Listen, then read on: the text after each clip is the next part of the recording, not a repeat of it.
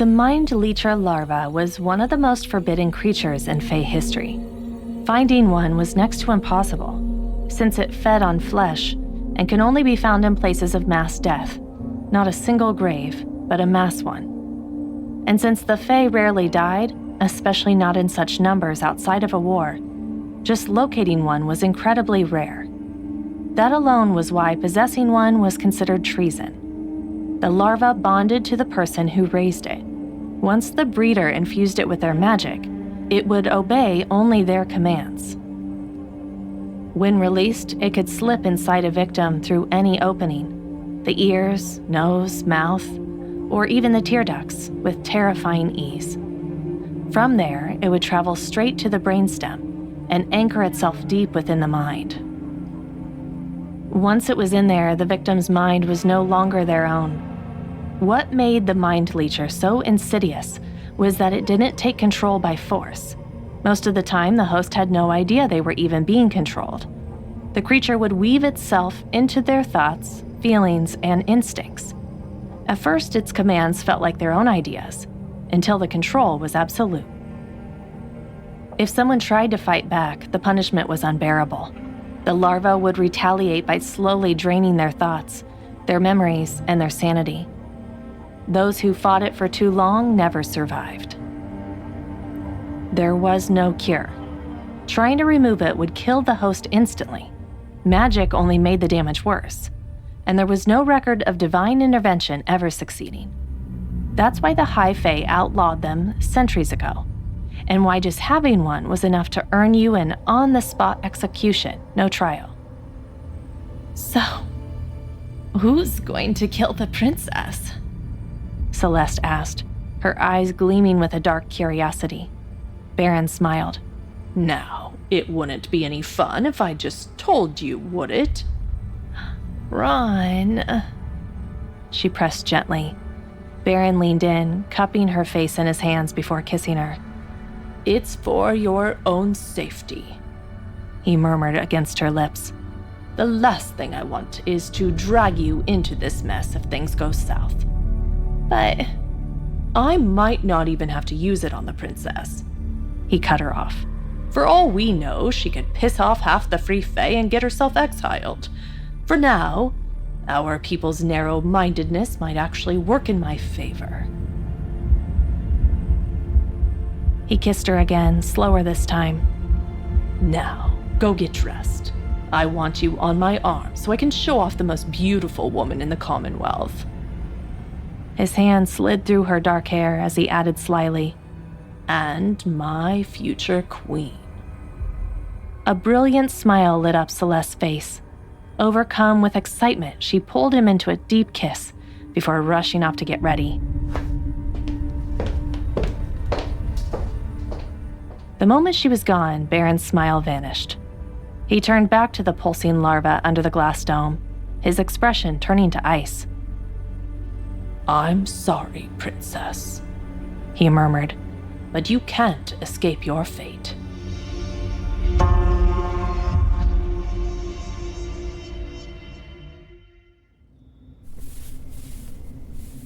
Ow! Stop messing with it!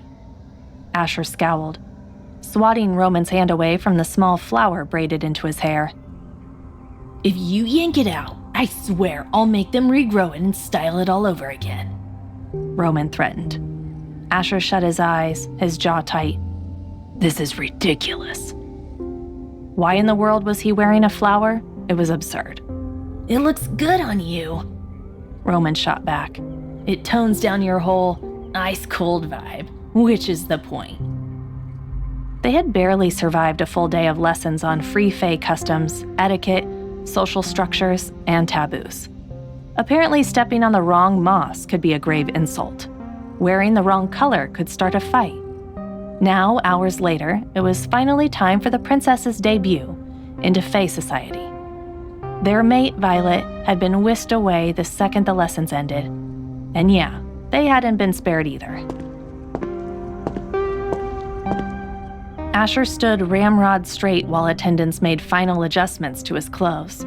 He wore a long-sleeved black tunic spun from pure silk. The fabric was soft, yet structured. with intricate plant patterns stitched in a deep obsidian thread that only caught the light when he moved. A stiff golden embroidered collar and cuffs framed him elegantly. His charcoal gray pants were fitted, dark enough to anchor the tunic without drawing attention, and polished black boots hugged his calves. Then there was the makeup. A thin line of smoky black eyeliner traced his upper lids, extending just enough to sharpen the natural glint of his gaze. It made his gray eyes startling, almost unreal, cold and dangerous, yet so beautiful they could stop your breath. And the flower was a single perfect blossom woven deliberately into his hair at the temple. Asher hated it. Roman, on the other hand, was loving it. The god of love was lounging comfortably while attendants fussed over him. He wore a short-sleeved green tunic that plunged into a deep V, showing off his chest and powerful arms. The fabric clung in all the right places, embroidered with gold thread vines that snaked over the deep green. Gold dust had been lightly brushed across his cheekbones and the bridge of his nose, scattered like sun-kissed freckles. It caught the light whenever he smiled, which was often and shamelessly. Small gold hoops adorned his ears, one with a dangling chain that brushed against his jaw when he tilted his head.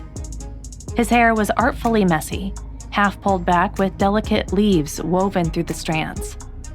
Roman caught Asher staring and grinned. Go ahead, stare all you want. I know I look good. Asher growled under his breath. Shameless bastard. Just then, Griffin stepped in, and Roman's mouth actually fell open. Well, damn, he said slowly, his eyes lighting up. Not bad. Not bad at all. Griffin's hair was long again, falling past his shoulders in thick, dark waves. It looked exactly like it used to, untamed and wild, framing his face in a way that made his sharp features even more striking. How'd they do that? Roman asked, circling him. Griffin rubbed the back of his neck, looking a little sheepish. Magic extension. No way! Roman immediately reached out, his fingers sliding through the strands. Damn, it feels real. Griffin flushed but didn't pull away. Asher watched with narrowed eyes, his patience already wearing thin. Then the room went silent as Alaric walked in. Every single head snapped in his direction. Roman swore under his breath. You have got to be kidding me.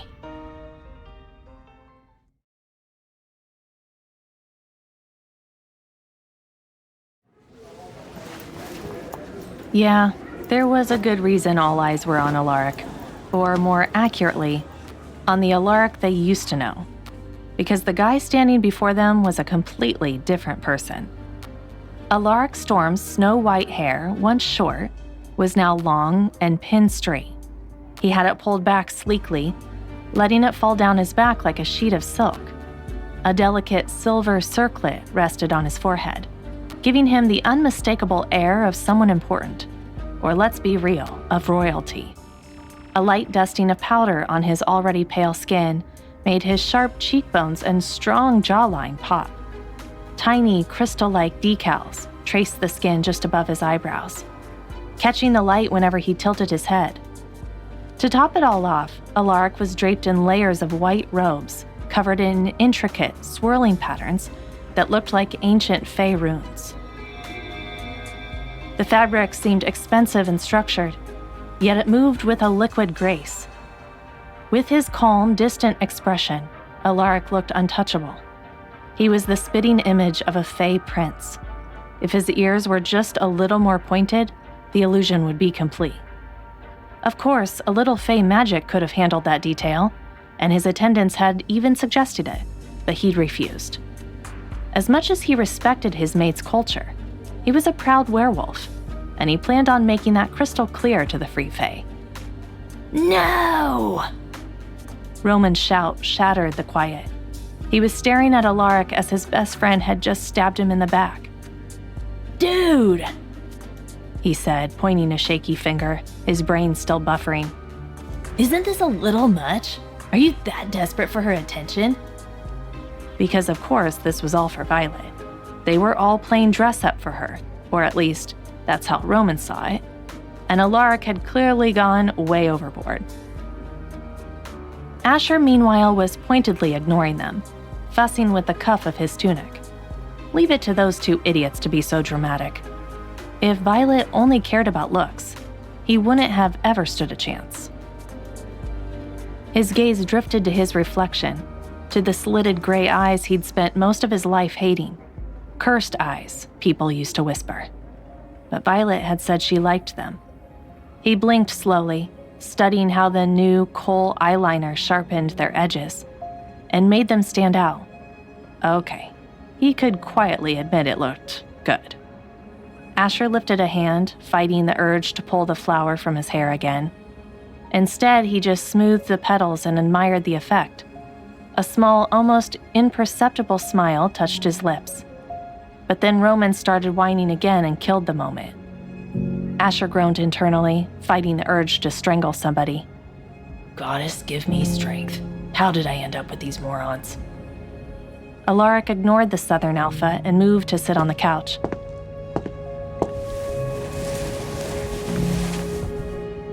But Roman buzzed after him like an annoying fly, still complaining. Tell me the truth, Roman insisted. You did this on purpose, because you know our mate loves long hair. Now Violet won't be able to look away from you. What about me? Aren't we brothers? You're supposed to share genius ideas like this. Alaric calmly looked him up and down. You're showing off your arms and chest. That ought to get her attention just fine. Roman threw his head back with a dramatic groan. Sure, Violet's eyes would be glued to his chest all night. That was the whole point. But long hair on Alaric? That was new. A brilliant, devastatingly new idea. Why hadn't he thought of that? Griffin finally chimed in. It's just hair, Roman. Just hair? Roman scoffed. Easy for you to say. You'll be the one with your eyes rolling back in your head, moaning, "Give me more," while she runs her fingers through it. He gestured wildly. And do you have any idea how good it feels when she tugs on it? Just tight enough that you feel like you're gonna lose your damn mind? He jabbed a finger at his own shorter hair. This right here? This is a tragedy. Alaric swore he didn't mean to laugh, but a bark of it escaped anyway. Roman was just so ridiculous sometimes. Soon he was clutching his stomach, and even Griffin had to cover his mouth, his shoulders shaking with silent laughter. Oh, laugh it up, Roman snapped. You two majestic shampoo commercial-looking jerks. But that only made them laugh harder. Even Asher wasn't safe. His carefully neutral expression looked downright tortured as he fought a losing battle against a grin. Roman Draven will be the death of me. Finally, Griffin managed to get a hold of himself. If it bothers you that much, he gasped, why don't you just ask for long hair? That turned out to be a terrible idea. Roman froze mid-rant, his eyes lighting up with what looked like a divine revelation. Why hadn't he thought of that? Probably because there wasn't much time, and also because of the tiny nagging question of whether he could even pull it off. He crushed that doubt instantly. He would look devastating, exotic, like some feral forest god who stepped right out of one of those spicy fantasy novels. The kind of man Violet had never seen before and would never, ever recover from. A slow, wicked grin spread across Roman's face, which Asher immediately wiped off. Don't even think about it. Roman's face fell. Oh, come on. Asher wasn't having it. He turned to the attendant, who was still hovering nearby. You can go now. The Fae didn't need to be told twice. Something about Asher's presence sent a chill down her spine. She gathered her silk-lined tray and practically fled. When Asher's murderous gaze snapped back to Roman, the message was clear. Roman huffed and stomped over to the empty couch, dropping onto it with a loud theatrical sigh. Asher didn't give him another look. Roman was a spoiled brat, with the emotional maturity of a toddler. He'd get over it. And just like that, a semblance of normal returned. Roman sulked, while Griffin and Alaric started talking quietly. Asher remained silent, lost in his own thoughts, probably plotting someone's demise in his head. The door flew open, and 4 heads snapped toward it as if pulled by an invisible string. They all felt her before they saw her. Violet. And then she stepped inside, looking like something torn from a dream. Not one of the Cardinal Alphas dared to speak, utterly spellbound. Violet's hair was slicked back from her face, styled so perfectly with gel that it framed her features without a single rebellious strand. The look bared her forehead and temples, giving her an almost sculpted, otherworldly appearance. Her golden eyes were the first thing to grab you. Dark, smoky makeup made the gold inside them burn, making them seem luminous, not quite human. Her lips were painted a deep, muted purple, a matte, regal color that was less a cosmetic choice and more a statement of power. Across the bridge of her nose and the high points of her cheeks, fine flecks of glitter shimmered like captured starlight. Resting on her forehead was a delicate circlet, similar to Alaric's but unmistakably hers. It was thin, crystalline, and seemed to glow with its own faint light, as if it were responding to her very presence. And then there was the dress. At first glance, she looked almost naked. The fabric was a whisper, clinging to her like a second skin. So sheer it flirted with indecency without ever crossing the line. It was a soft, radiant purple that made her skin seem to glow from within. The gown was both simple and complex, flowing over her body with intricate patterns shifted and swirled within the material itself. Through the sheer fabric on her stomach, you could see the faint outlines of Roman's and Alaric's runes. Yet for all its daring, the dress revealed nothing truly private. Its magic was precise, intentional, almost reverent. Tiny points of light were woven into the material, sparkling like a constellation trapped in silk as she moved.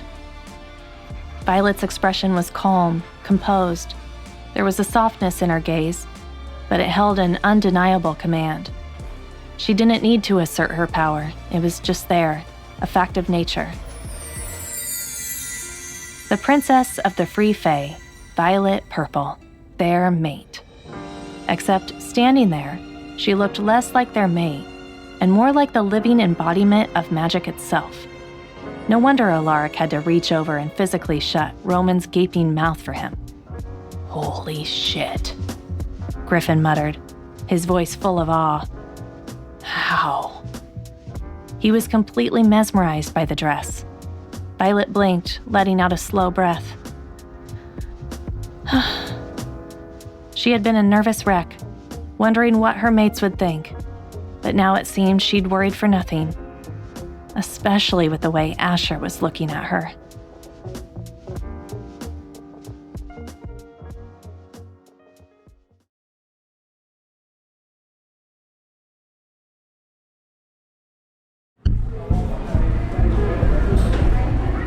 You know that look of pure wonder on a kid's face, the first time they see the night sky blanketed in stars?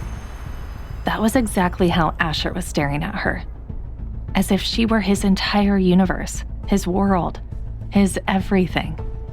Call it instinct, but Violet knew their bond was about to click into place. The air between them crackled with an unspoken charge. It was the same held breath moment just before a diver leaps from the board, a silent, shared suspension in time. Violet wasn't naive. 3 of her mate bonds had already cemented themselves in moments of life or death danger, and she had a feeling this one wouldn't be any different, but she was ready. After everything they'd been through to get here, no one was taking Asher from her. A voice sliced through the tension, yanking Violet back to reality. "Is it messed up that I get blue balls just watching you two stare at each other?" Of course, it was Roman. Violet glanced at him, and her stomach did a sickening lurch. Roman Draven had to have been genetically engineered to shatter her self-control, and she'd bet her ass he knew it. Why else would he be dressed like that? Her gaze snagged on his arms as he casually shifted, a deliberate pose that made every sculpted muscle pop. Then there was the teasing glimpse of his chest, toned in a way she was painfully, intimately familiar with. Sweet mother of the gods. Violet cleared her throat, her hand automatically starting to fix her hair before she caught herself, remembering all the work she'd put into it. But Roman saw it all, his grin spread, slow and wicked. Any hint of his earlier sulking completely gone. Bingo. He'd gotten exactly the reaction he was fishing for. Needing some distance before she did something stupid, Violet tore her eyes away from him. That's when her gaze landed on Griffin, and something in her brain finally clicked into place. Wait a second. Violet's face twisted into an expression of pure, almost cartoonish shock as she finally truly registered Griffin's long hair. She'd already gotten used to it being short. With her mates being so overwhelmingly and distractingly hot, the change just hadn't sunk in until now. No way. Violet breathed, her shock melting into pure, unadulterated excitement. As if on cue, Griffin ran a hand through his hair and gave it a flip, a move so smooth and dramatic he could have been in a shampoo commercial.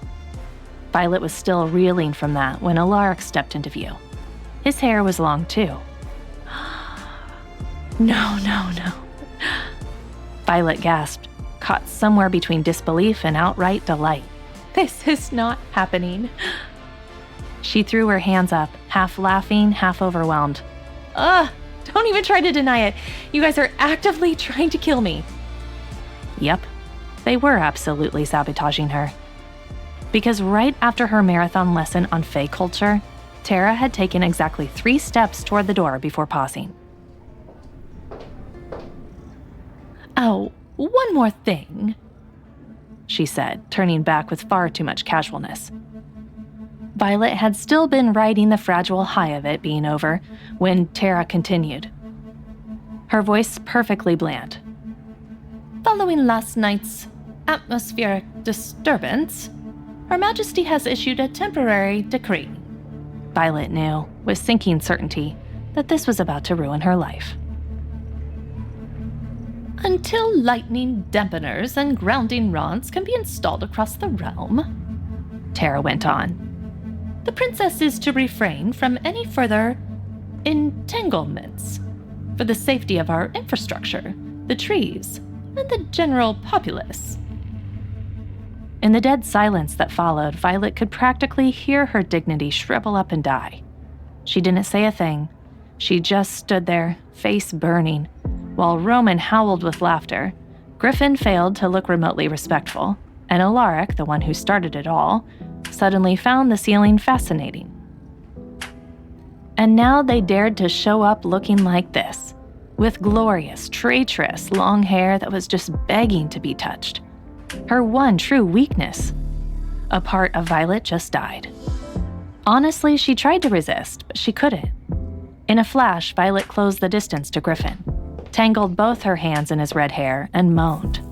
Goddess, it felt incredible. Sienna's voice roared in her head, a primal growl urging her to show her mate exactly how much she appreciated his gift. Violet slammed a lid on the thought, shoving it deep into the recesses of her mind. That greedy, insatiable beast was not getting her into trouble tonight. She was so tempted to kiss him. But Violet knew herself. Once she started, she wouldn't stop. And with the entire realm waiting and the very real threat of another electrical storm, she had to maintain some self-control. So she settled for leaning in and rubbing her cheek against his, a possessive, purring gesture of approval. A deep, satisfied rumble rolled through his chest in response. He definitely liked that. Then she turned to Alaric. Unlike Roman, who practically vibrated with eagerness and never hid how much he wanted her attention, Alaric was more composed. but Violet saw the quiet intensity in his eyes as they tracked her every move. He was just better at hiding it, but no less hungry. Violet reached for him, slowly sliding her fingers into his hair. Her breath hitched. There was no seam, no difference between his real hair and the extensions.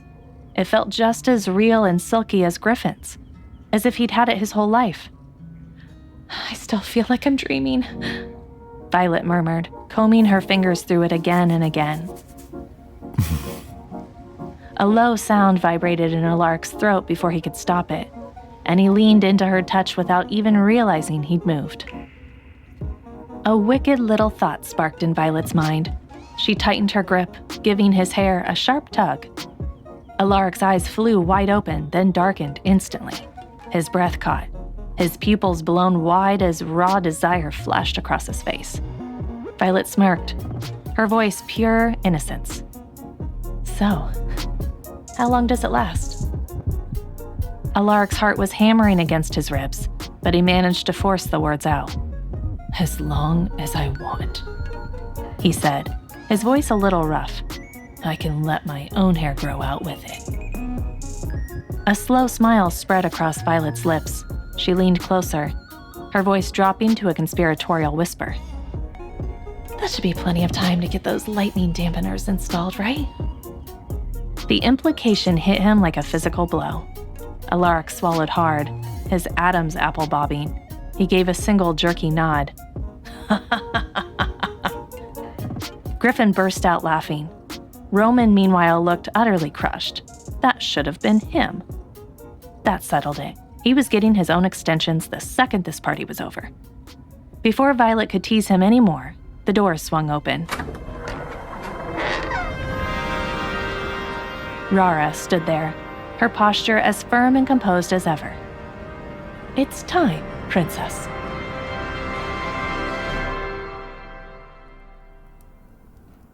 In the Queen's quarters.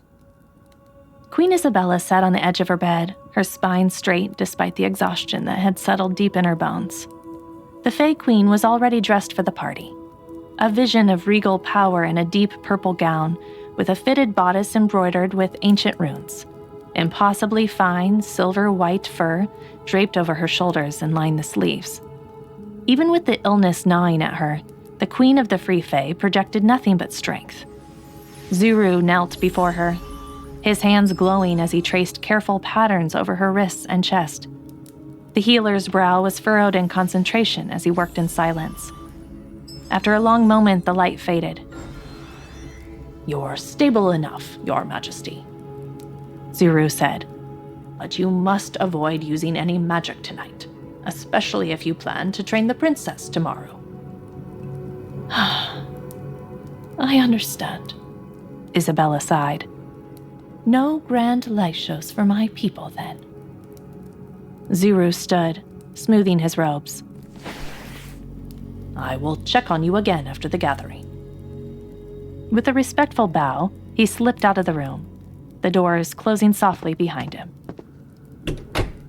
Only then did Isabella allow herself to lean back, the tension finally seeping from her shoulders. Alice stood nearby, her expression etched with worry. "Well," Isabella asked, "how was the party? Did many of my people bother to show up?" "I would say almost all of them," Alice replied. "They may not love the idea of a foreign princess, but their curiosity about Violet is strong." She hesitated, then added, "And your husband is here, too." A small, humorless smile touched Isabella's lips. "I'd expect nothing less. Baron would never pass up an opportunity to get under my skin." Her gaze hardened. "Keep an eye on him. If he so much as twitches, you take him down." Alice went rigid. "Your Majesty, if I do that, your own life." Isabella cut her off, her voice absolute. "My life is already over, Alice. It's better that I go down with him than to leave Violet unprotected. It's the very least I can do for her." The words hung in the air, heavy and final. Isabella looked directly at her. "That's an order, Lillerin," Alice had no choice. She slowly bowed her head. As you command, Your Majesty. Isabella took a deep, steadying breath. Then let's go. It's time for my daughter to claim her place.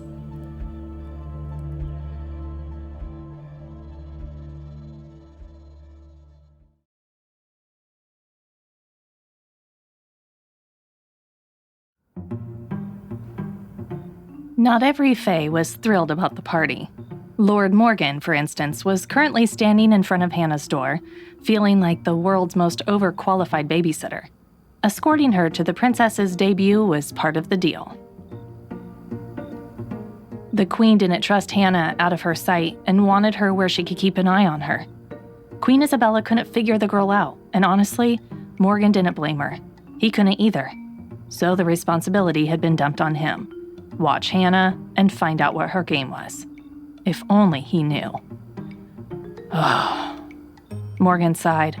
He was the pride father of the Lion clan, and somehow he'd been reduced to this. Just as he raised his hand to knock, the door flew open. Hannah stepped out, and for a split second, the air left his lungs. She was wearing a dress the color of royal amethyst, so deep and luminous that the fabric seemed to glow from within. It fell in soft layers of silk beneath sheer organza panels, where tiny floral prints bloomed, looking so real it was as if enchanted flowers had been pressed into the fabric by magic. The bodice was fitted perfectly, sculpting her waist, with subtle embroidery that climbed her torso like vines. Light, airy tassels cascaded from her shoulders, whispering against her skin. But it was the capulet that truly stole his breath. It fell from her shoulders in a soft, flowing arc, the edges embroidered with the same floral motifs and finished with tiny tassels that brushed against her arms. It gave her an air of mystery and power. She didn't look like a princess tonight.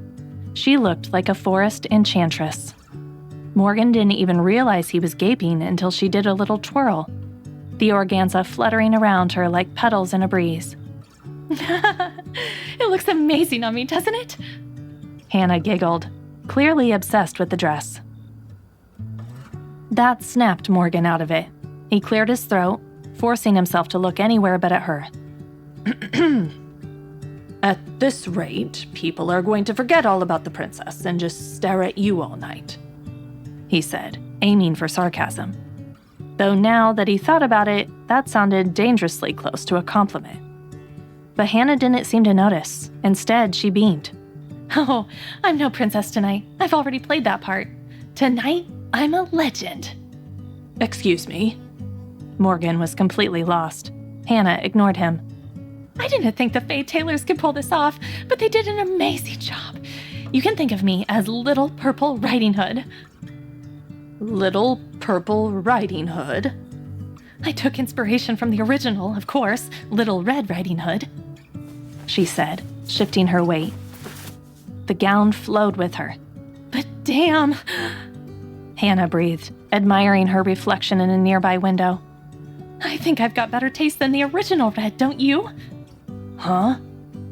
Morgan was still completely lost. Hannah glanced up and finally caught his confusion. Oh, she said. It's a story about a girl in a red hood sent to visit her grandmother in the woods. Everyone warns her not to stray from the path, but she does anyway.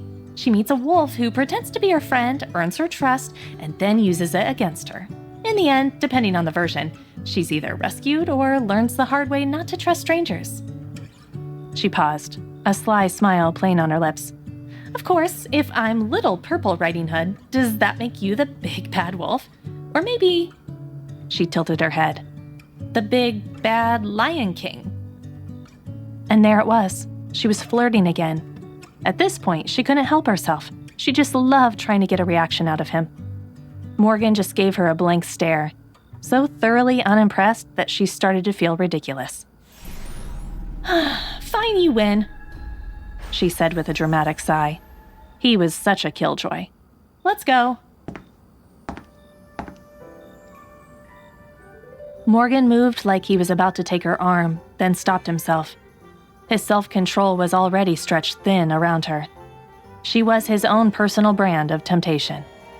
Though he'd never let it show, Morgan had noticed everything, from her full, soft lips to those childbearing hips. Oh yeah, the gods were definitely gunning for him this time, and he doubted he'd get out of this with his soul intact. Wait, you're going like that? The words slipped out of Hannah's mouth before she could stop them. Lord Morgan paused and glanced over his shoulder, one eyebrow raised. Yes, is there a problem? Hannah didn't answer right away. She swallowed, heat creeping up her neck as her eyes went exactly where they shouldn't. Her bargain bin Mufasa was wearing nothing but a pair of fitted dark pants, slung low on his hips, and a thick sleeveless mantle of fur draped over his shoulders. It wasn't a jacket, more like something a warrior would wear into battle, not to a palace party. His arms were completely bare, corded with muscle, and the fur parted just enough to offer a glimpse of a chest that was strong, broad, and totally distracting.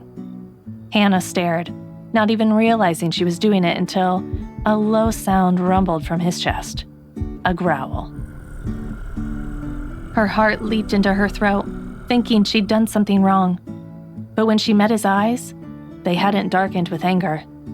It was a heavy, raw possessiveness that sent a shiver straight down her spine. Before she could even think to backpedal and slam the door in his face, Morgan closed the distance between them in 2 long strides. He caught her wrist, his touch sending a spark up her arm. Her breath hitched.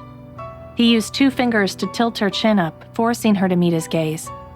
Her heart was hammering against her ribs so loudly she was sure he could hear it. Does it bother you? He asked, his voice a low, controlled rumble that made every nerve in her body hum.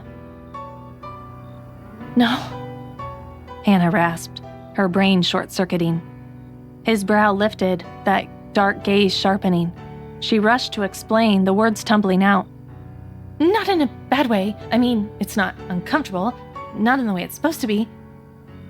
A tense silence stretched between them. In what way, then? He pressed. Hannah swallowed hard. You look hot, she admitted, her cheeks burning. in that kind of way. For a single fleeting heartbeat, she could have sworn pride flashed across his face.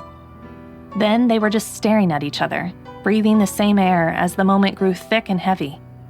When Morgan's gaze dropped to her lips, the world seemed to tilt on its axis. She must have leaned in because he suddenly stepped back. The absence of his heat was like a splash of cold water. Let's go, Morgan said, his voice so distant it was like nothing had happened at all. He turned and walked away. Hannah stood frozen for a second, watching him go, her pulse still racing as she tried to process the whiplash of what had almost been.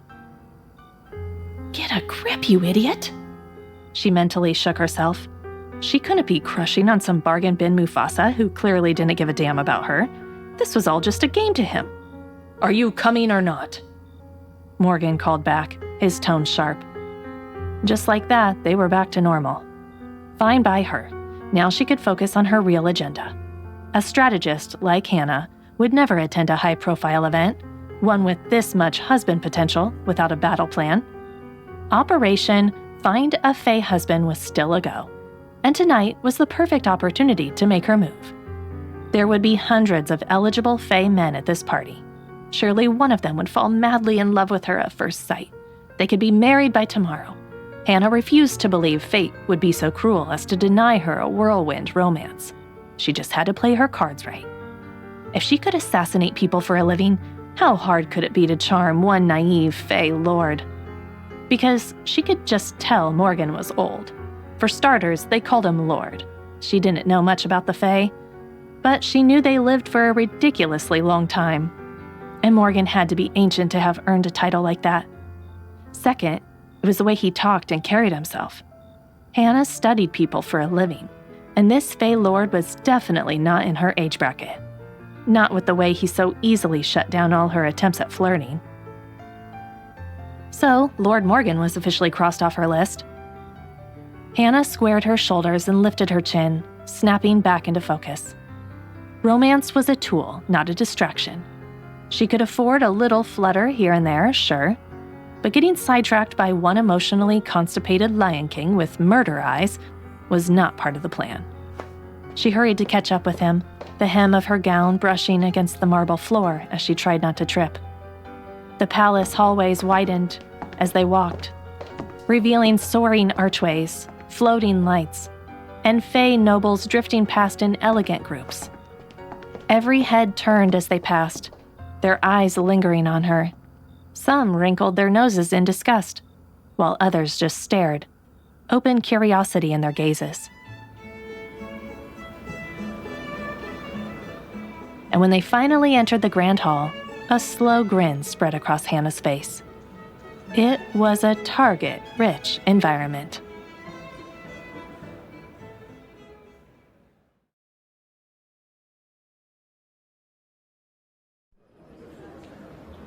When people said fae, they usually pictured graceful, slender beings with pointy ears and sparkly wings.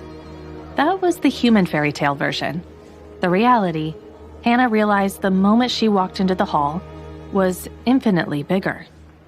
So many different creatures filled the grand hall that her feet slowed to a stop without her even realizing it, leaving her standing there just gawking. Closest to the entrance were the nobles, the high fae, the kind humans usually mistook for the entire species. They were tall, elegant, and so beautiful it was unnerving. They wore flowing silks and embroidered robes in every color imaginable. Their long, tapered ears were adorned with gold cuffs and chains. Their skin was flawless, and their eyes held a little too much light to be comforting. They didn't need an introduction. They moved with an elegance that bordered on arrogance. Then there were the nymphs, whose beauty was more raw and untamed than ornamental. The dryads wore gowns of leaf silk and bark thread, with ivy and blooming flowers woven into their hair. They were a stark contrast to the mountain nymphs, who favored heavier fabrics and stood proud and immovable, like the very mountains they came from. Their relatives, the naiads, wore gowns of sheer, layered fabric that clung to their skin as if perpetually damp. Hannah's breath hitched when she saw the beast fae. Lions, wolves, serpents, and birds walked on two legs through the crowd. Their animal features melded seamlessly with humanoid forms. Some wore custom-made clothes with openings for tails and wings. Others were clad in ceremonial armor decorated with feathers, claws, or carved bone. But it was their eyes that captured her, sharp, predatory, and crackling with life. She was also surprised to see seaborn fae in the crowd. The Selkin kin had an iridescent sheen to their skin, with scales catching the light on their cheekbones and wrists. Their gowns pooled at their feet, and their movement was less like walking and more like gliding. The few who did choose to walk were barefoot, leaving damp footprints that shimmered for a moment before disappearing, as if the polished floor itself was drinking them in. Everywhere Hannah looked, magic shimmered in the air. The sheer number of fae made her head swim. Suddenly, she was painfully aware of her own mortality. The only human, well, half human, but who was counting? In a sea of immortals. She swallowed hard. So this was it. She'd walked right into the heart of the Fae Hollow, looking for a husband. A small, silent cheer went up inside her. And look at all these options. Just like that, Hannah was on the hunt, scanning the crowd for husband material. For now, she focused on the more human-looking high fae and the beast fae, since she was technically half-beast herself. The Selkin kin were hauntingly beautiful, but she loved solid ground and had zero interest in being part of their world. A long-distance thing between land and sea, that was a hard pass, especially since she was running out of time. Hannah needed a fae to fall for her and marry her fast.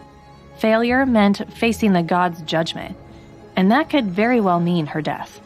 Of course, a certain lion shifter was watching the only human in the room check out his people. "What are you up to?" Morgan asked, his eyes narrowed on her. "Just admiring the handiwork of the god you serve." Hannah replied without missing a beat. That did not sit right with him. Admiring other creatures. He wasn't an idiot. He knew exactly what she meant. Other men. Just a few minutes ago, she called him hot. How could she flip so fast?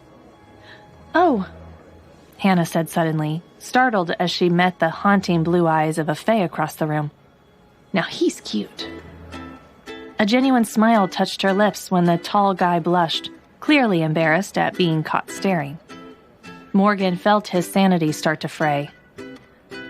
Uh-oh, Hannah whispered, her voice buzzing with excitement. I think he's coming over. And sure enough, the fae started walking toward them. Morgan's jaw tightened. Since when were his people so welcoming to outsiders? What the hell was happening? Hannah cleared her throat and sat up a little straighter. Okay, potential suitor number 1, she thought.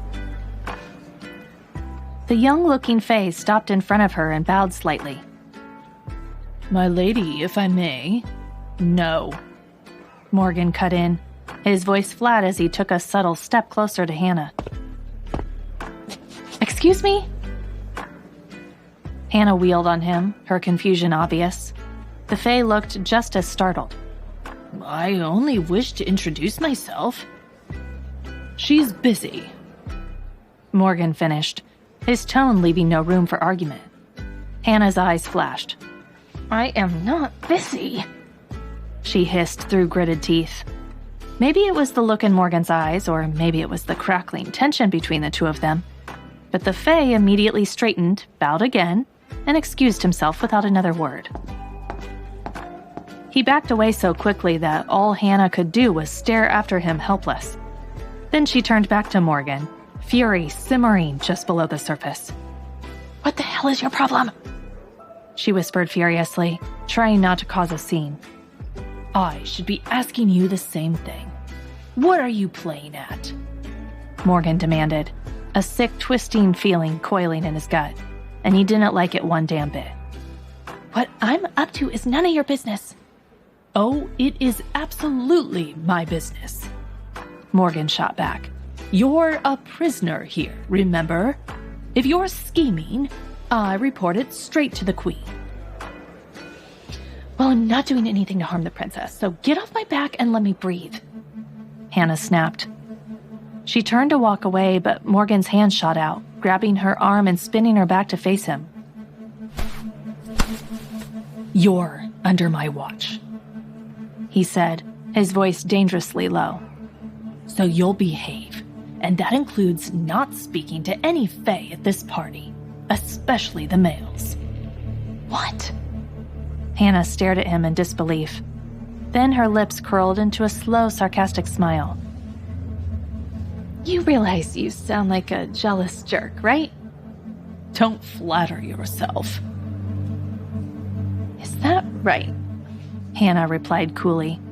Then I guess you won't have a problem watching me flirt with every single guy in this room. She yanked her arm free. A warning growl rumbled in Morgan's chest as he grabbed her again. Hannah leaned in, her voice deceptively calm. You might want to control yourself, Lord Morgan. Your people are watching. It was only then that Morgan looked around and saw she was right. All eyes were on them. His hand clamped around her arm. He swore under his breath, dropping her arm like he'd been burned. Hannah shot him a look that screamed, "I told you so," before turning and melting back into the crowd, finally free of the infuriating lion shifter at her heels. Morgan could feel the weight of his people's stares, their disapproval a palpable thing. He heard the whispers, a respected leader of the Lion Clan tangling with an outsider, a young one at that. He dragged a hand through his hair, his jaw clenched. His beast was pacing under his skin, a restless, snarling thing that had no patience for decorum. Mate. The instinct burned, hot and unrelenting. His restraint felt like chains digging into his bones. This was madness. Before he could stop himself, Morgan turned sharply. Where is she? His eyes scanned the crowd. No Hannah. Oh, fuck, he muttered, already moving, his shoulders parting the crowd as he pushed forward. Hannah, meanwhile, was having the time of her life. Kind of. She stood near the center of the hall, turning in a slow circle, feeling like a kid dropped straight into a fairy tale. Crystal chandeliers floated overhead as if by sheer will, scattering rainbows across the polished floor. Music from some unseen orchestra drifted through the air, weaving between the loud bursts of fey laughter and chatter. And yet, not a single guy had approached her since the interruption. Hannah scowled into her glass. If that bargain bin Mufasa hadn't interfered, she'd probably have one suitor wrapped around her finger by now. Instead, all she was getting were curious, speculative, and wary glances. No one dared to get close. Annoyed, she accepted a drink from a passing sprite, a tiny winged creature that hovered politely with a tray before darting away. She lifted the glass, taking a slow sip. That was when she heard it. I heard the princess is fat and ugly, a female voice said lightly, somewhere to her left. Hannah froze mid-sip, her brow furrowed as she subtly angled her head. A small group of fey women stood nearby, their voices pitched low but careless. How can someone like that be fit to lead us? Another one scoffed. The queen should send her back to whatever hole she crawled out of. Why bother? A third voice chimed in with a soft laugh. She won't survive the trial anyway.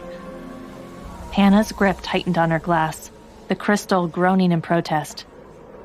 So that's how it's gonna be.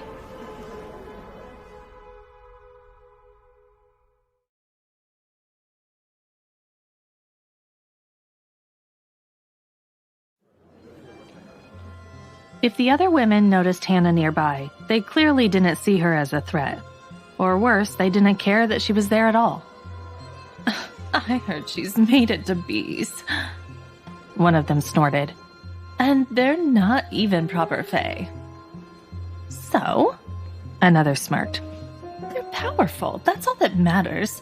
I heard one of them was behind that storm that nearly ripped the kingdom in two. I'm surprised someone like her managed to land a mate that strong. She probably doesn't deserve them. A third added, her voice dripping with envy. 4 mates? How greedy can you get? A soft laugh followed.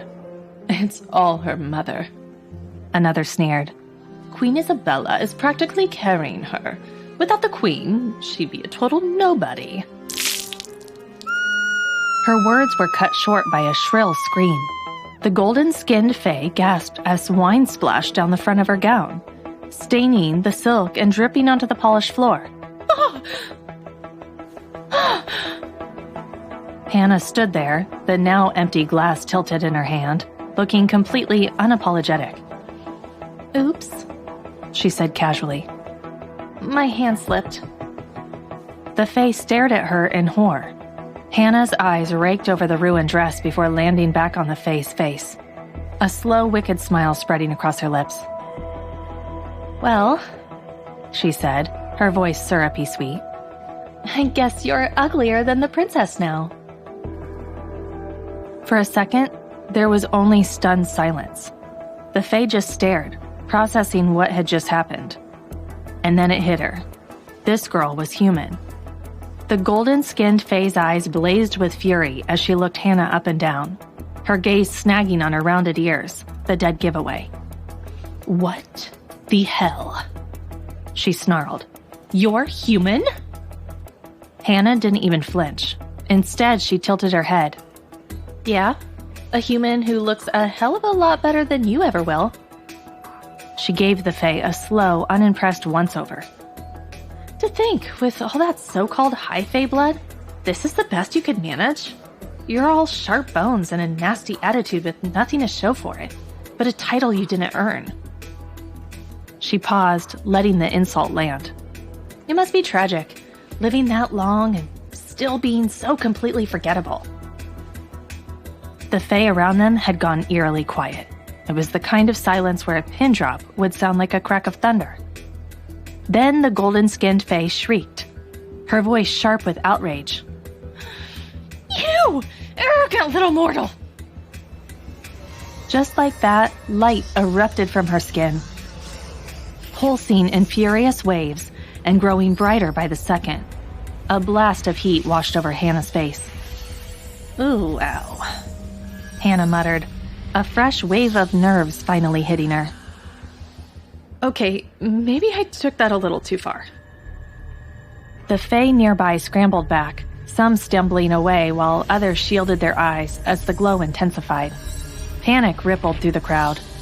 Before Hannah could even think to react, a solid body moved in front of her, blocking the blinding light.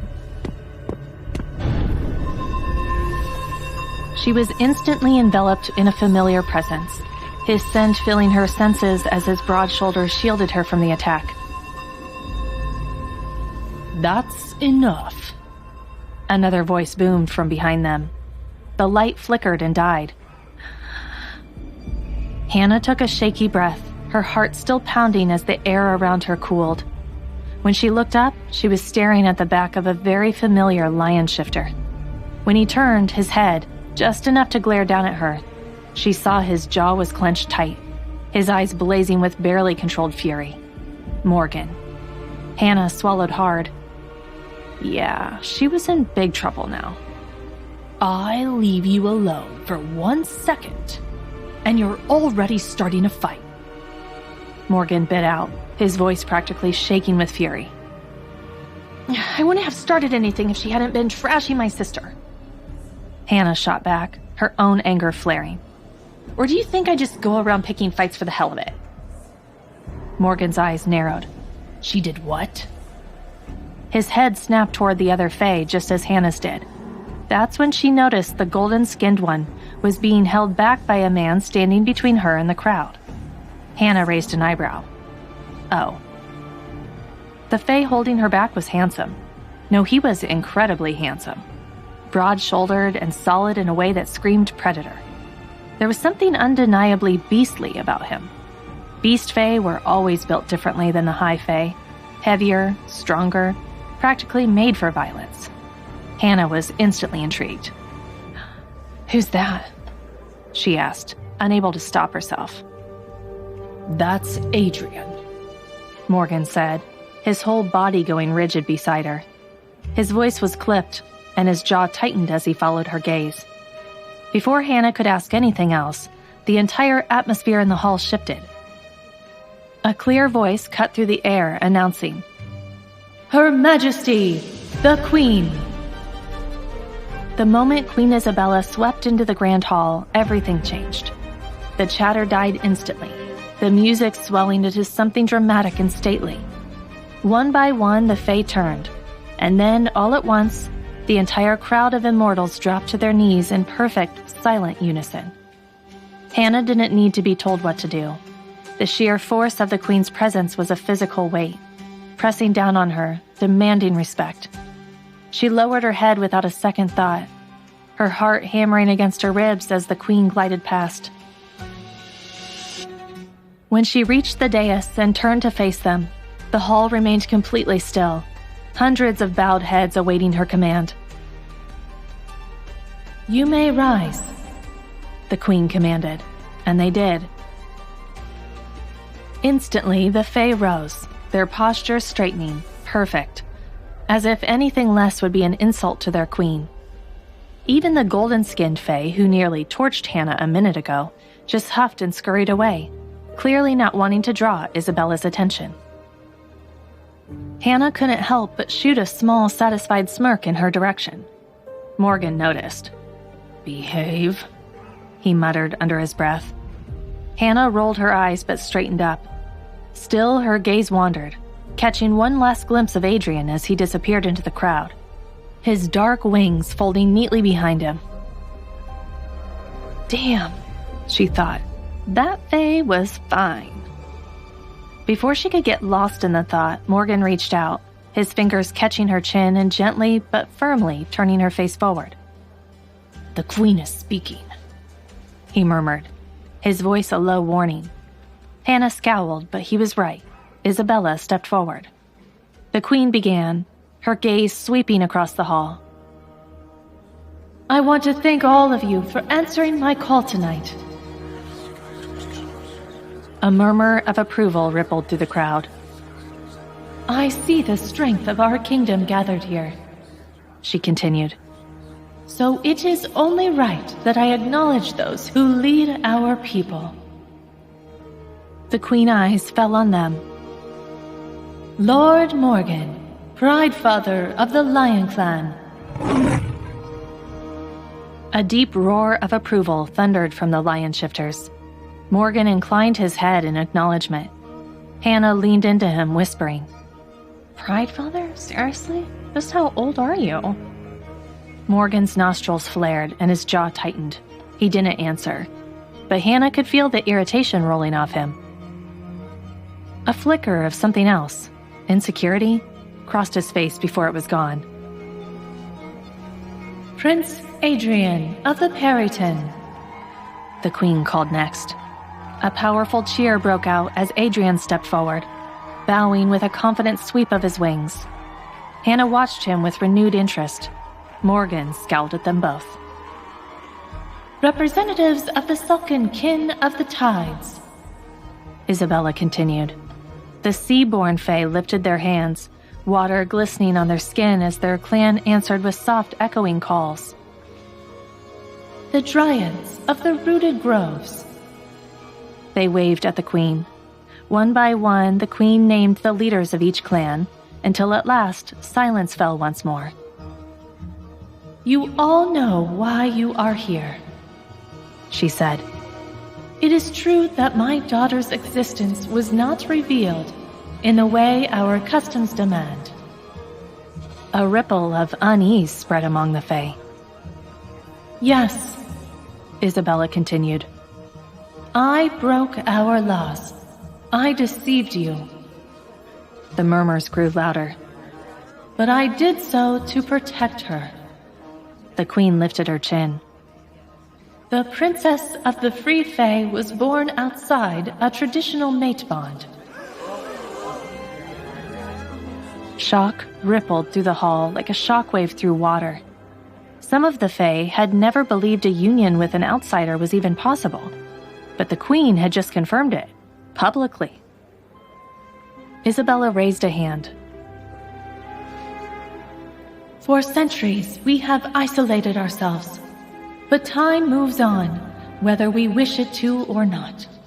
And maybe this is a sign from the goddess, who no longer walks among us, that the Free Fae must stop hiding from the world. She turned slightly, extending a hand toward the entrance. Join me, the queen declared, her voice ringing through the hall. In welcoming your Princess Violet. The door swung open, and for a single moment it felt like the entire world, or at least all of Fae, held its breath. Everyone knew the princess was part human, but the woman who stepped through that doorway was nothing short of a goddess, and not a single person could look away. It wasn't just Violet's stunning gown that stole their breath, it was her aura. Her face was a stoic, unreadable mask, and she moved with the unshakable confidence of someone born to rule. Hundreds of eyes followed her every step, but Violet met their gazes head-on, openly challenging them as she moved through the space that had cleared for her. And then her mate stepped out from the shadows behind her.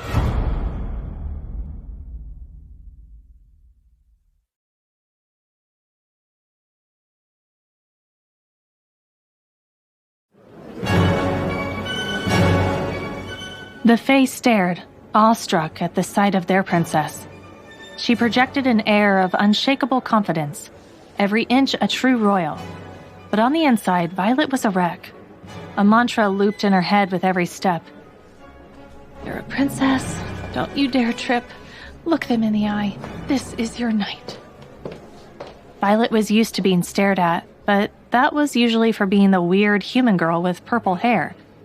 Now that she'd finally found her people, their stares somehow cut even deeper. She could see it all in their eyes, the surprise, the curiosity, the judgment. She was the half-breed princess who had to prove she was worthy of their rule. Then the pressure crashed down on her. It was like a steel band tightening around her chest, stealing her breath. She nearly stumbled. Fingers slid into hers. Roman. He must have sensed her panic. He squeezed her hand, his firm grip a steady anchor. Then he shot her a quick wink. The simple gesture was enough to steady her. A slow smile spread across Violet's lips as her confidence came rushing back. She straightened her spine. This time, Violet walked the path with the swagger of a model on a runway. She held her chin high and her back straight, daring anyone to look away. Her gaze locked on her mother, standing on the dais, the pride on Queen Isabella's face unmistakable. Zara.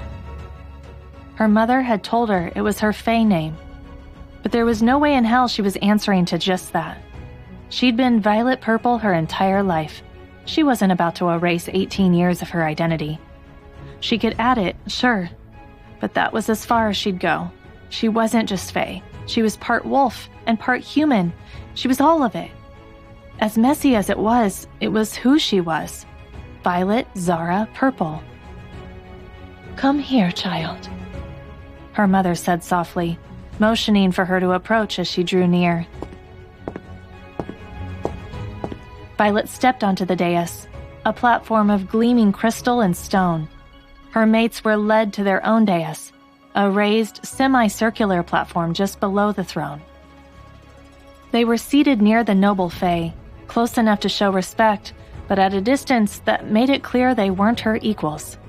Even as her mates, the Cardinal Alphas were not her equals in matters of rule. Until she was officially recognized, they were simply future consorts, nothing more.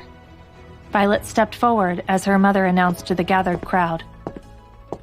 Free Fae, I present to you your princess.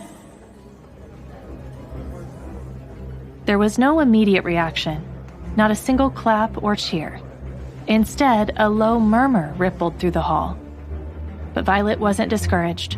She just dipped her head slightly, a silent request to continue, and her mother ceded the floor. Violet stepped forward, facing her people head-on. Hello, I'm Violet Purple, she began, pausing to scan the crowd. I have come to know myself, Violet Zara Purple.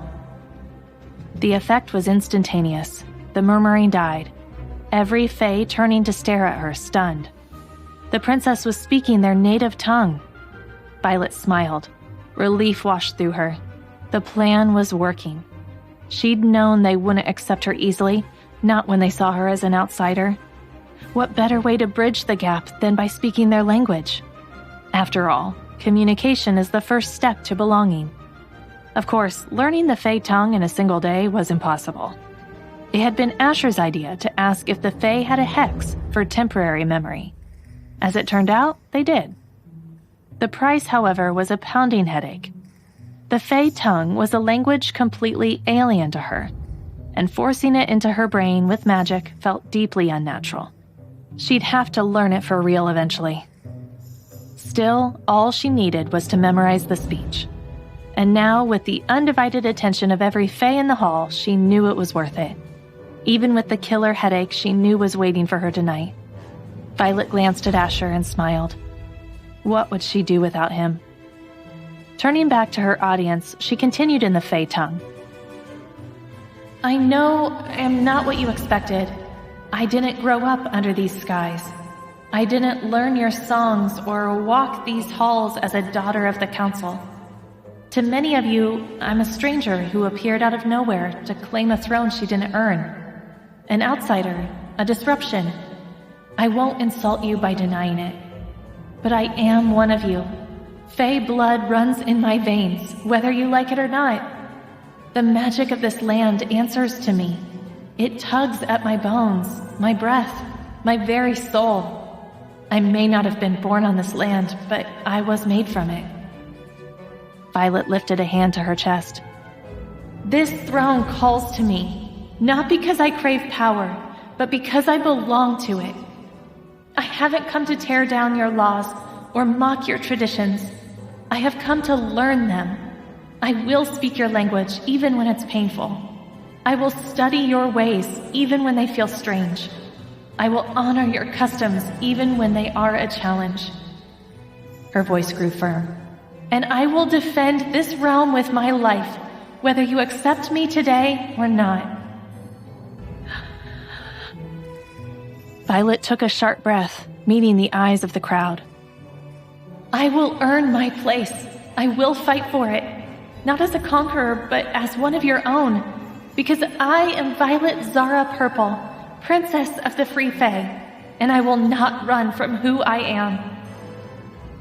The hall fell into a stunned silence, hundreds of immortal Fae staring at her in disbelief. Yes! Hannah whooped, shattering the silence without a hint of apology. That's how you do it, girl! I'm so proud of you! She clapped wildly, grinning like an absolute maniac. Violet's cheeks flushed. Still, she had to admit, Hannah's wild support felt pretty damn good. Every head snapped toward Hannah. Lord Morgan, for a split second, looked like he was considering pretending he didn't know her. Then, with a long-suffering sigh, he began to clap too. On the lower platform, the Cardinal Alphas rose as one. Chairs scraped against the crystal floor as Griffin, Roman, Asher, and Alaric got to their feet. Their eyes locked on Violet. They didn't shout like Hannah, but clapped in a slow, powerful unison. And that was all it took. Like a ripple spreading across water, the sound grew. One clap turned into 10. 10 became dozens, and dozens swelled into a roar. The Fae stomped their feet, their voices rising together until the very foundations of the hall seemed to shake with the sound. Violet stood stunned, her breath catching as the cheers washed over her. The judgment in their eyes hadn't vanished, but something had shifted. They were giving her a chance. From the throne, Queen Isabella watched, her eyes shining with pride. She knew her daughter could do it, but the warmth in her chest turned to ice the moment she saw him, her husband, Baron. She'd been so wrapped up in Violet's debut that he hadn't even crossed her mind. Of course, he would pick this exact moment to appear. The nerve of that man. His arm was hooked around his lover, who was draped over him like a trophy. He wasn't just not hiding her, he was flaunting her, parading his mistress before the entire court. The hall, buzzing with excitement just moments before, fell into a tense, awkward silence. Just like that, the joy in the room soured. Baron led his lover Celeste to the foot of the dais and lifted her hand to his lips, pressing a slow, deliberate kiss to her knuckles. Celeste let out a tinkling, deliberate giggle. She knew exactly what she was doing, relishing every second of her performance on the arm of the Queen's husband. Before slipping into the crowd, she threw a triumphant smirk over her shoulder at Queen Isabella. But the Queen didn't flinch. She'd never had any interest in Baron. He was little more than an annoyance, a presence to be tolerated, not acknowledged. Isabella simply watched him with a cool, placid gaze as he ascended the dais with that infuriating confidence of his. Baron paused, dipping his head just enough to be considered respectful. Your Majesty, the Queen. His eyes shifted to Violet, sharp and calculating, a strange glint in their depths. Princess, he added. Without waiting for a reply or even glancing at them again, Baron turned and strode to his own seat, a smaller throne set beside the Queen's. You may continue, he said, as if he hadn't just single-handedly shattered the fragile peace in the room.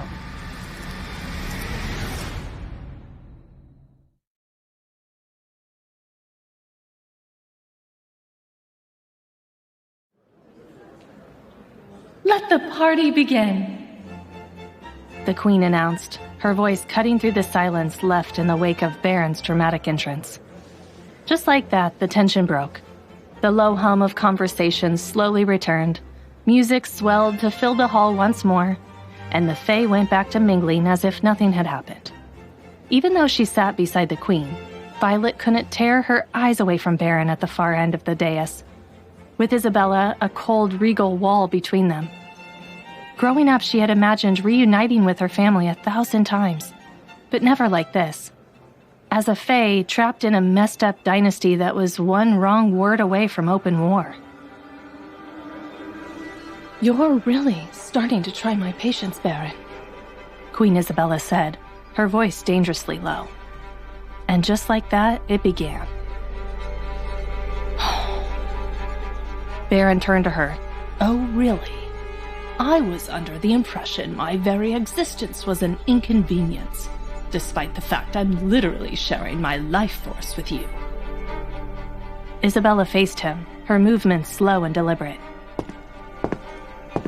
"And you think that entitles you to my gratitude? That I should bow down simply because my life is tied to yours?" Baron scoffed. "Shouldn't you? I'm the one who got nothing out of this marriage. You refused your duties as a wife, refused to give me an heir. I'm the one who got screwed by that pathetic deal your mother cooked up." A humorless laugh escaped Isabella's lips. "Oh, trust me. If I'd had a choice, there would have been no deal. You'd still be Baron Heron of the Faulkner family, married off to some lesser noble, but you would never have been consort to a queen." She leaned closer, her voice dropping to a conspiratorial whisper. "You knew I despised you, even when we were courting, but the power was worth it, wasn't it? Tell me I'm wrong." For once, Baron was silent, but Isabella wasn't about to grant him the mercy of letting it go. "You claim you got nothing," she pressed, her tone sharp as glass. "Yet the Faulkner family is now the most powerful house at court. You wield my authority as if it's your own, abuse my power at every turn, and you still have the gall to say you were scammed?" Her eyes locked on his, daring him to challenge her. Then, with an air of pure nonchalance, she added, "I don't care what you do with your lovers, but if you don't want me to be painted as the jealous evil queen who had your latest plaything torn apart for her disrespect, you will get your consorts under control. Otherwise, you might find certain parts of yourself removed. You won't die from it, of course, so my own life remains perfectly safe." With that, the Queen turned back to the party, as if she hadn't just publicly dismantled her husband in front of their daughter. Violet fought to hold it in, but a small, betraying squeak of laughter escaped her. Baron's venomous glare snapped to her, but Violet somehow managed to keep her expression perfectly neutral. Honestly, it was nice seeing this side of her mother, not the quiet, gentle act she usually put on, the one that let her husband and the rest of the Fae walk all over her. Maybe there was hope for her after all. Violet's attention was snagged by a Seaborn Fae who stepped forward from the crowd. She was stunning, with long green hair that flowed down her back like kelp, woven with delicate reeds and pale shells. Unlike the land Fae, she wore no top. Instead, intricate strands of beads and sea glass crisscrossed her chest, covering just enough to leave her stone stomach bare. A flowing skirt, layered like the crest of a wave, draped from her hips. She wasn't alone. She was flanked by several of her sulky kin, each dressed in their own style of seaborn elegance. They stopped before the dais and bowed as one. "Your Majesty, the Queen, the Prince Consort, Princess Violet," she said, her eyes lingering on Violet for a beat longer.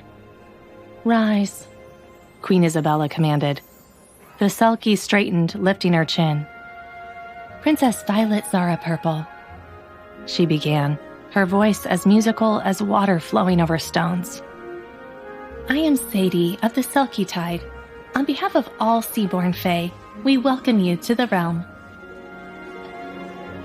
Violet inclined her head in acknowledgement. Sadie gestured, and another Selkie stepped forward bearing a small, intricately carved box. We bring you a gift, Princess," Sadie continued. "a token of our goodwill and hope for the future." Alice was on her feet in an instant, moving to the dais. She accepted the box, returned to Violet's side, and carefully lifted the lid. Violet gasped. Inside lay a necklace unlike anything she had ever seen. A single glowing oval stone of a deep living purple, pulsed with a slow, steady light, like a captured heartbeat. Queen Isabella leaned forward, her eyes narrowing in recognition. "That stone," she breathed. "Is that Xandrite?" Sadie nodded. "It is, Your Majesty. The Xandrite stone, found only in the deepest trenches of the sea, where even light fears to tread."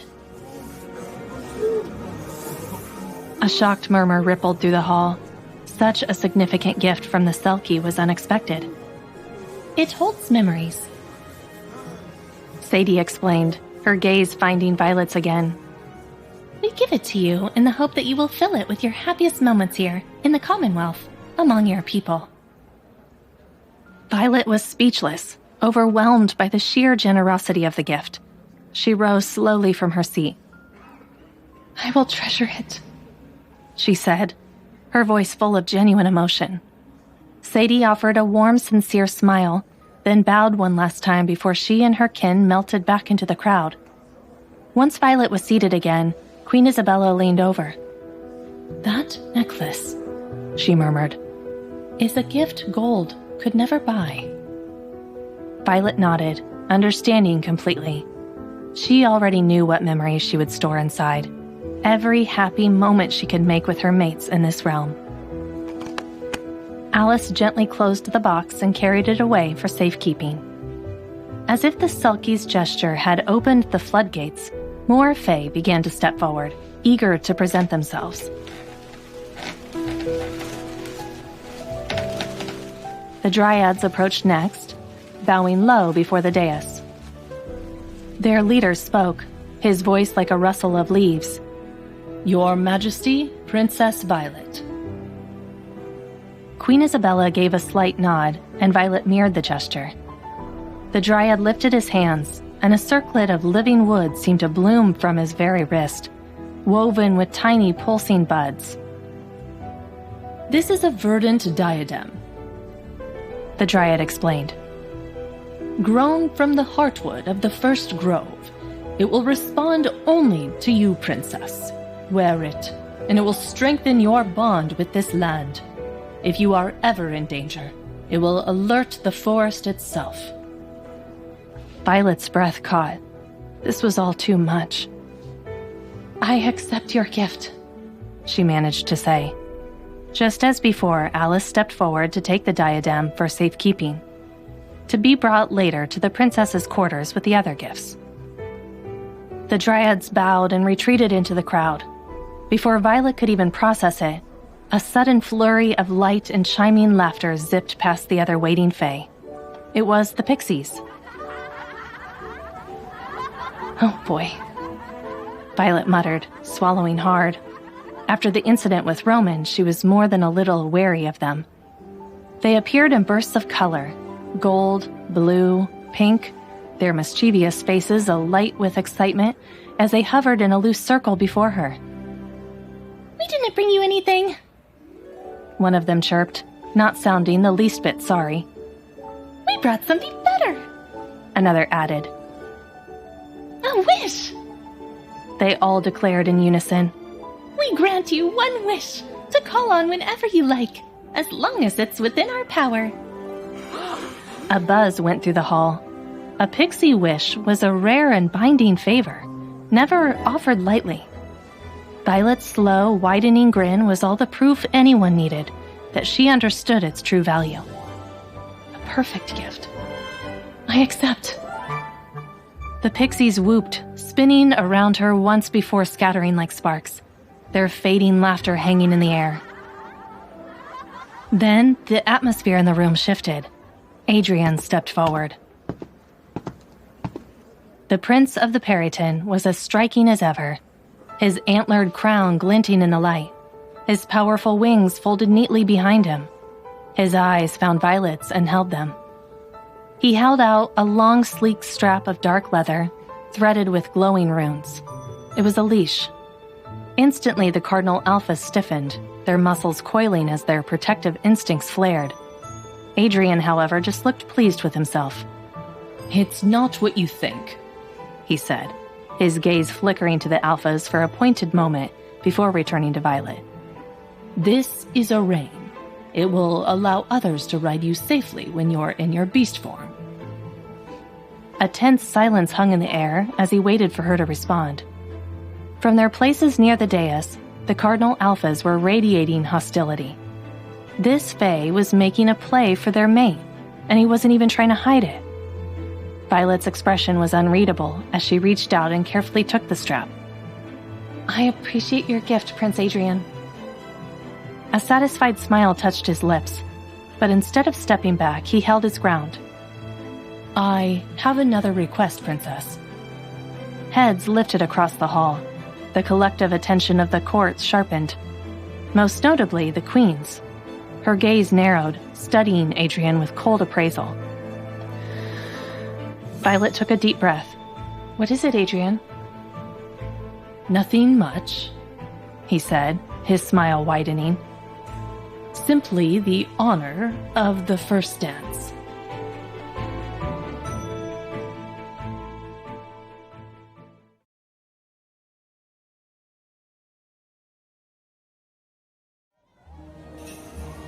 That damn jerk. Violet kept a polite, almost serene expression plastered on her face, but inside she was fuming. The only thing keeping her from getting up and punching Adrian square in the jaw was the hundreds of Fae eyes glued to her, all waiting to see how she'd react. She wasn't an idiot. Violet knew exactly what Adrian had been playing at since the moment they met. The Perryton Prince had been circling her like some kind of predator in a mating ritual, and apparently her turning him down hadn't penetrated his thick skull.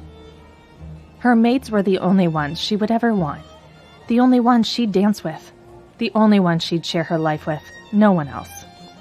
And certainly not this arrogant, pushy, self-important prince who seemed to think persistence was the same as romance. "Prince Adrian," Violet said, her voice a study in calm collection. "I'm truly honored by your request." Adrian straightened, a flicker of hope sparking in his eyes. "But," Violet continued, letting the word hang in the air, "my first dance is already promised to my mates." Adrian's face fell. Violet savored the moment. "I see," he said after a beat, schooling his features back into a neutral mask. "Then I suppose there's nothing to be done." Violet smiled so wide her cheeks ached. She thought that would be the end of it. Of course it wasn't. Adrian tilted his head, completely unfazed. "Then, how about the dance after that?" The audacity. Violet opened her mouth to shut him down for good, but her mother beat her to it. "The next dance is mine," Queen Isabella declared, and every head in the grand hall snapped toward the dais.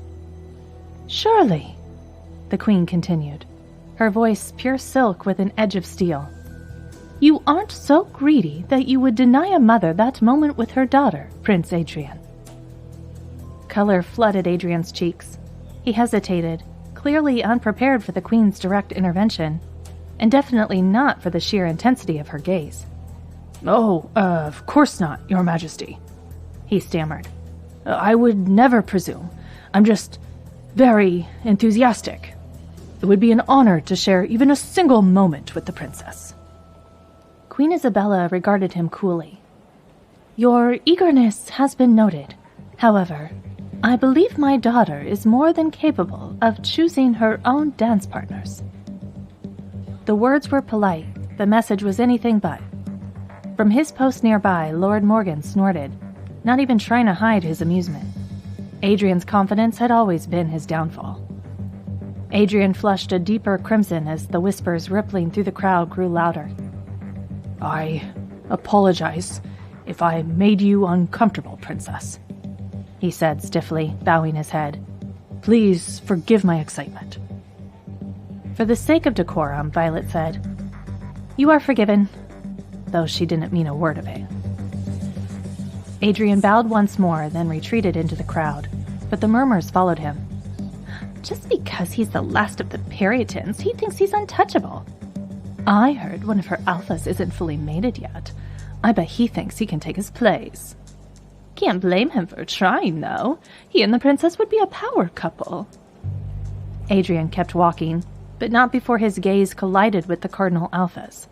Asher's stare, in particular, was ice cold, holding a dark and brutal promise. Adrian looked away first. Only then did Violet release a breath she hadn't realized she was holding. The tension drained from her chest and her shoulders finally relaxed. She turned to her mother. "Thank you." Queen Isabella offered a small, knowing smile. Then she lifted her chin slightly in Alice's direction. Alice understood immediately. She stepped closer, and the Queen leaned in just enough to murmur, "Arrange a private meeting with Prince Adrian after the festivities." Alice nodded and melted back into the crowd. But they weren't the only ones watching. Baron lounged on his throne, fingers tapping a thoughtful rhythm against the armrest. His gaze tracked Adrian's retreat before sliding back to Violet, a slow, calculating smile curving his lips. Now this was getting interesting. The gifts kept coming. Violet lost count after the 30th. Alice's stack of scrolls was growing, and Fae attendants were already moving with quiet efficiency, carrying gifts away to secure storage. The same thought kept running through Violet's head. Would any of this even work in the human realm? Or was it like trying to use a European plug in an American outlet?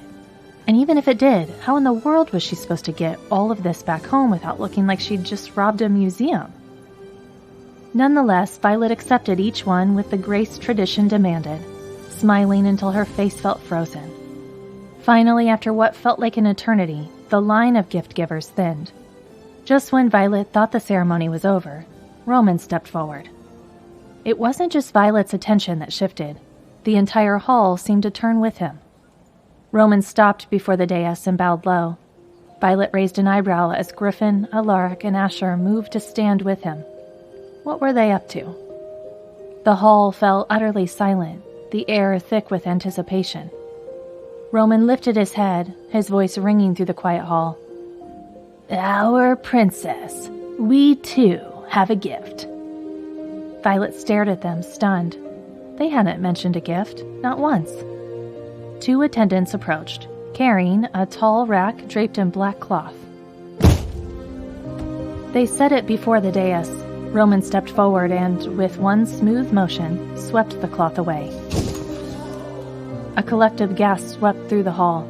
Even Violet's mother rose to her feet, shock cracking through her regal composure. On the rack, arranged with reverence, lay 4 weapons. A great sword, a spear, a bow with a matching quiver, and twin daggers.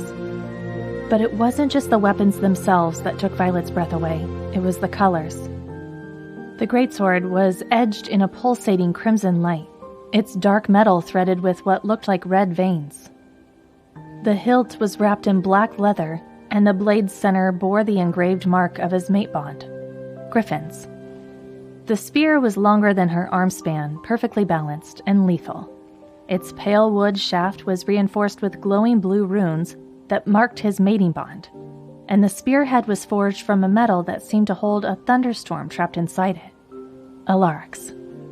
The bow was elegant and cruel in its beauty, carved from a material like matte black obsidian. Thin green lines of power traced their limbs. Its string was nearly invisible, and the arrows in the accompanying quiver were fletched in a matching venomous green. Roman's. And then the twin daggers. They were smaller, but somehow they were the most frightening. The blades were so black they seemed to drink the light. The edges looked sharp enough to slice the air just by existing. And their hilts bore subtle symbols inlaid with gold. Asher's. Violet stared until her eyes burned. "They're beautiful," she whispered. and she meant it with every fiber of her being. Queen Isabella's voice cut through her awe. "That metal," she said, her eyes narrowing in recognition. "That is Etherian."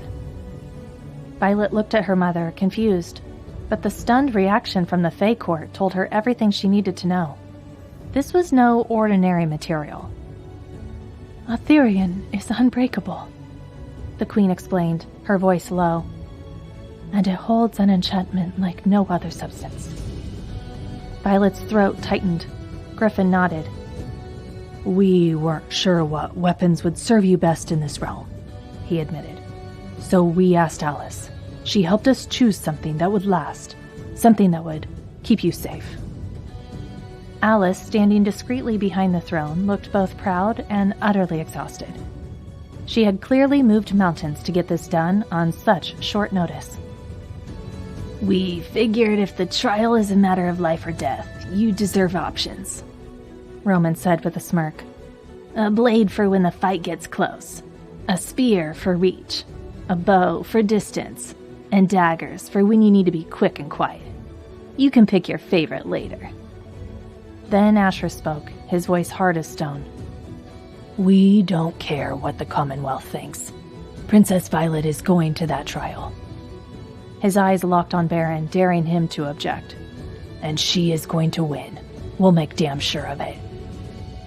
Turning to the Queen, he added, "This is our promise, Your Majesty. Your daughter is safe with us. Nothing will happen to her on our watch." Alaric added his own vow. "We will do everything in our power to see her through the Ascension."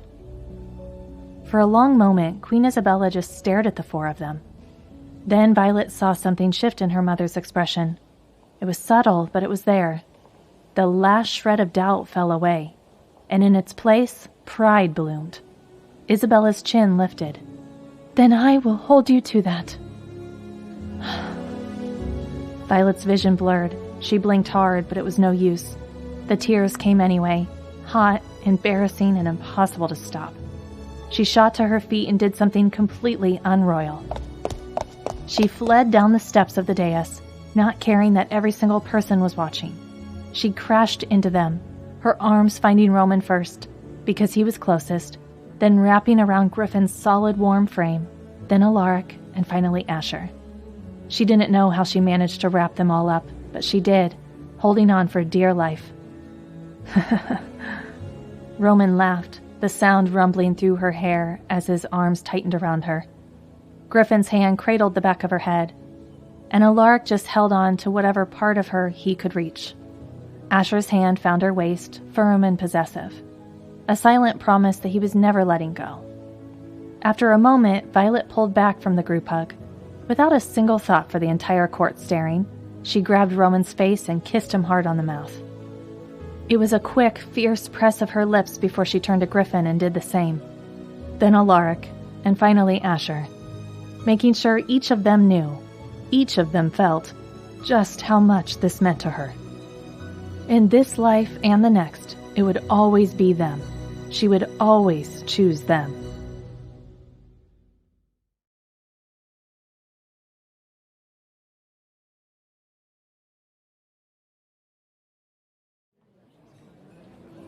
After that whole scene, Adrian was nowhere to be found. Not that it surprised anyone.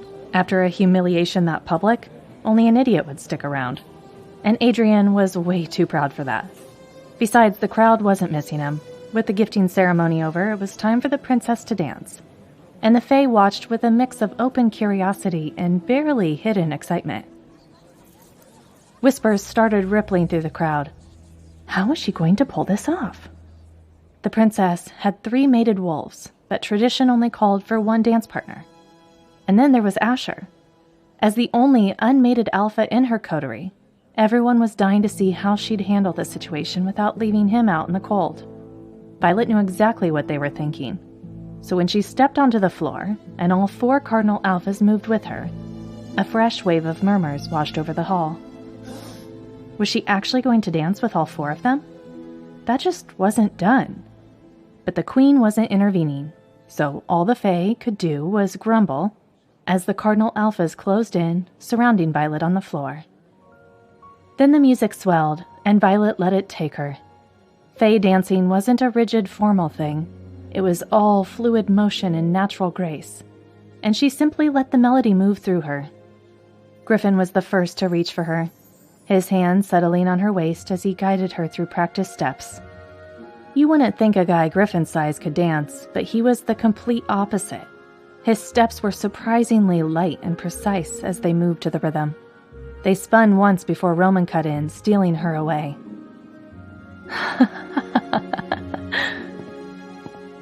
A laugh escaped Violet as Roman spun her right out of Griffin's arms. He had this wicked grin on his face, and his movements were impossibly smooth. Roman pulled her flush against him, their hips brushing just long enough to steal her breath. Then he sent her spinning away again, arms outstretched, her dress catching the light like a living, breathing thing. It was absolutely stunning.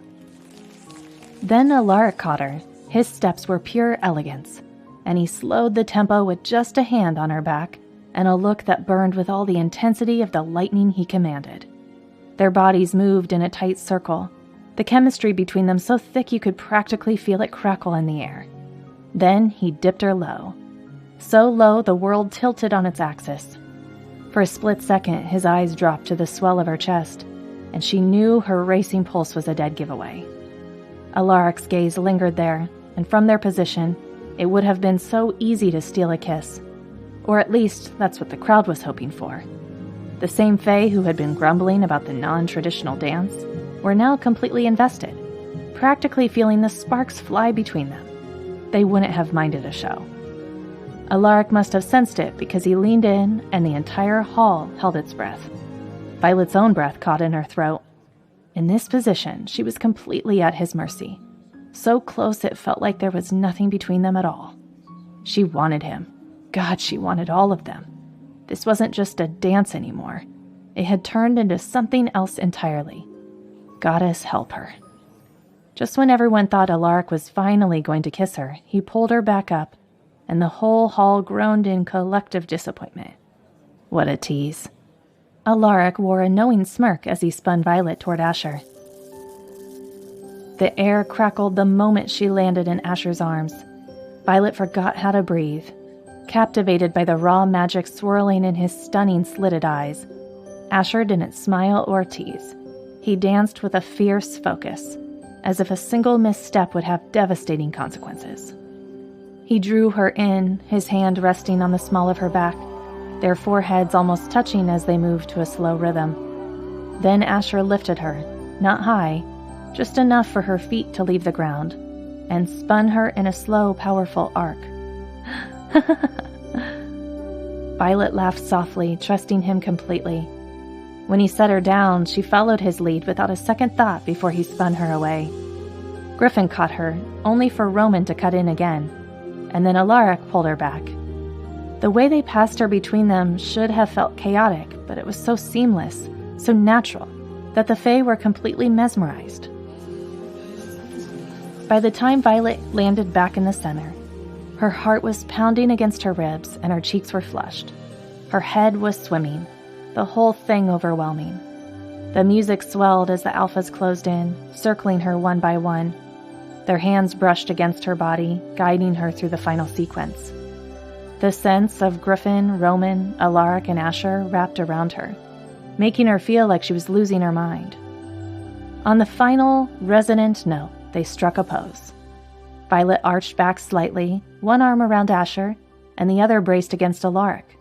Roman knelt at her side, while Griffin stood powerfully behind her, his arms wrapped securely around her waist. For a beat, there was only silence. Then the hall exploded. Applause thundered against the walls, and cheers erupted as the Fae surged to their feet. It was incredible. They'd never seen anything like it. Violet stood breathless, heart racing, surrounded by her alphas as the music faded and the crowd's roar washed over them. Then out of nowhere, Alaric's hands were on her face, and his lips were on hers, stealing the air from her lungs. He kissed her hard, the force of it making her stumble back. A small gasp escaped her lips, lost between theirs. Alaric's arm shot around her, steadying her, keeping her from falling. His other hand cradled the back of her neck, his thumb stroking her jaw as he deepened the kiss, just enough to make the crowd go absolutely wild. The Fae were losing their minds, screaming their lungs out as Alaric finally gave them the show they'd been waiting for. Someone even shouted, "We love you, Violet!" The words hit Violet like a jolt of magic. When she finally pulled back, breathless and flushed, her eyes were bright, and her lips were swollen. Her pulse roared in her ears. She let out a giddy laugh, lifting a hand to wave at the crowd. She was drunk on their attention, relishing the way they looked at her. They didn't see an outsider anymore, and it felt amazing. Roman leaned in next, pressing a quick, shameless peck on her lips. Griffin followed, and finally Asher, whose kiss was much briefer and more restrained. But his hand lingered at her waist for a heartbeat longer than necessary, his eyes saying everything his mouth didn't. Then, as one, they returned to their seats, leaving Violet standing alone in the center of the floor. It was time for the Queen to dance with her daughter. Violet turned toward the dais, her smile widening as her mother rose from the throne to meet her. Queen Isabella stepped forward, her face lit up with pure joy, when suddenly the great hall door slammed open. Rara burst in, her steps fast and urgent, her face pale under the glow of the chandeliers. She didn't slow as she crossed the floor, her eyes locked on the dais. Guards poured in behind her, weapons at the ready. The mood shifted instantly, joy draining from the room like air from a vacuum. Rara rushed up to the steps and leaned in close to Queen Isabella, whispering something urgently. Violet watched her mother's face transform in real time, the happiness evaporating, replaced by a hard scowl. The Fae noticed too. A ripple of unease spread as more guards flooded the hall, lining the walls and blocking the exits. Anxious murmurs rose through the crowd. Queen Isabella's voice cut through the noise. "There is a matter requiring my immediate attention," she announced. "The celebration will continue. There is no cause for alarm." But her words did little to soothe the sudden thick tension. She turned and moved swiftly from the dais with Rara at her side, the guards closing around them in a tight formation. Alice stepped forward immediately, lifting her hands in a calming gesture. "Please," she said. "Enjoy the festivities. Everything is under control." Violet didn't wait to hear the rest. She slipped into the crowd, moving fast, weaving between bodies before anyone knew she was gone. The Cardinal Alphas noticed instantly. "Shit!" Asher cursed under his breath, already moving to go after her. Griffin was right behind him. Alaric and Roman followed without a word. The corridors beyond the ballroom were unrecognizable. Guards lined every wall, their weapons drawn and faces grim. Violet's pulse hammered as she followed the flow of movement toward the palace entrance, adrenaline taking over. Then she saw them. Standing at the threshold were figures she didn't recognize, holding banners marked with foreign sigils she'd never seen before. These were not Free Fae. A woman stepped forward from their ranks. She was tall and broad-shouldered, with an expression that looked like it was carved from stone. Armor hugged her powerful frame, and her gaze was unflinching as she came to a stop before Queen Isabella. She bowed, a short, sharp motion.